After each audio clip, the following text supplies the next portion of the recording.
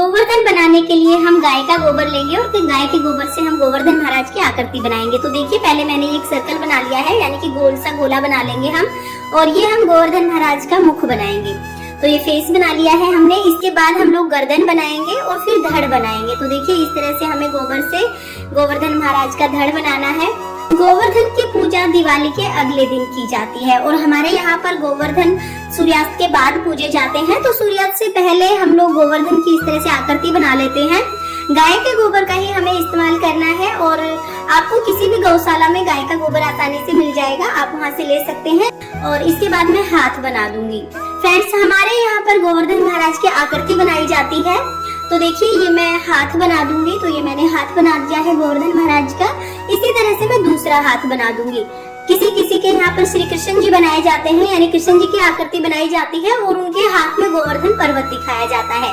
Friends, ऐसा माना जाता है कि द्वापर युग में एक बार इंद्र देवता के प्रकोप से बचाने के लिए नगरवासियों को, यानी बहुत ज्यादा मूसलाधार वर्षा हो रही थी और उससे अपने नगरवासियों को बचाने के लिए श्री कृष्ण जी ने तर्जनी उंगली पर गोवर्धन पर्वत उठा लिया था, जिसके कारण सभी जो नगरवासी थे वो गोवर्धन पर्वत के नीचे आ गए थे और उनकी सबकी रक्षा हुई थी। उसके बाद श्री कृष्ण जी ने गोवर्धन पर्वत को वरदान दिया था कि आगे चलकर गोवर्धन पर्वत की पूजा की जाएगी। जैसे श्री कृष्ण जी को पूजनीय माना जाता है, उसी तरह गोवर्धन पर्वत को भी पूजनीय माना जाएगा। उनकी परिक्रमा को बहुत फलदायक माना जाएगा।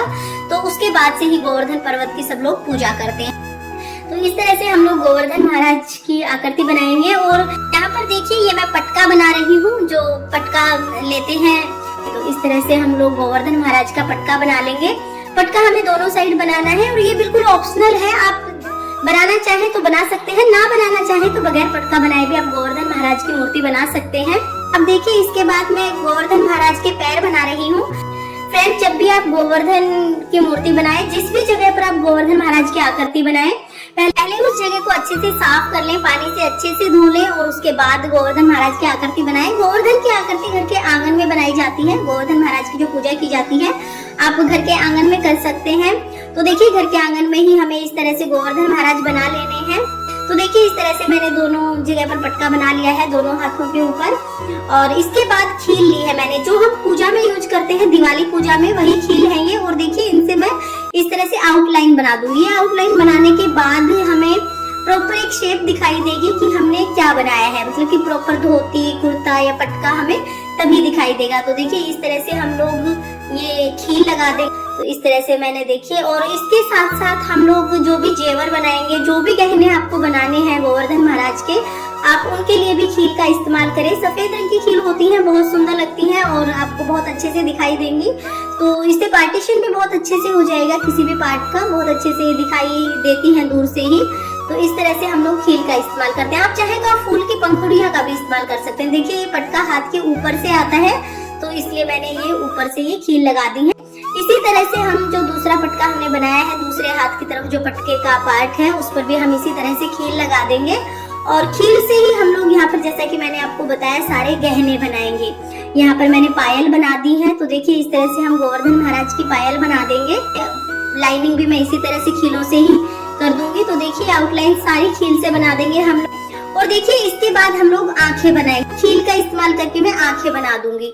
तो देखिए इस तरह से हम आंखों की एक शेप बना देंगे। तो ये देखिए जो खील हमने ली थी ना, उसी से हम लोग आउटलाइन करेंगे, ताकि हमें प्रॉपर एक शेप का पता लगेगा कि पगड़ी किस तरह की है। इसी तरह से हम लोग लाइन लगा देंगे।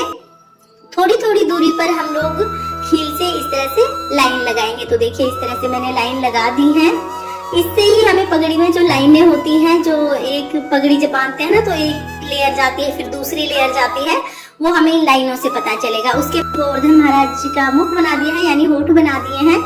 गोवर्धन महाराज पूजा के लिए बिल्कुल तैयार हैं। और यहाँ पर एक हाथ में हम लोग जब पूजा करेंगे ना, तो लकड़ी देते हैं गोवर्धन महाराज के, और दूसरा हाथ इस तरह से हमने गोवर्धन महाराज की पीठ पर रख दिया है। तो इस तरह से हम लोग गोवर्धन महाराज की आकृति बनाते हैं। और दिवाली के अगले दिन गोवर्धन की पूजा आप जरूर करें। ऐसा माना जाता है कि गोवर्धन की पूजा करने से घर में अन्न धन की बरकत होती है और धन धान्य से घर भरा रहता है। तो फ्रेंड्स, गोवर्धन महाराज की पूजा आप जरूर करें। और जब भी आप गोवर्धन महाराज की पूजा करें, उससे पहले सुंदर सी आकृति गोवर्धन महाराज की बनाएं। अगर आपको मेरे गोवर्धन महाराज की आकृति पसंद आई हो तो वीडियो को लाइक करना, और अगर आपने अभी तक चैनल को सब्सक्राइब नहीं किया है तो प्लीज सब्सक्राइब कर लेना।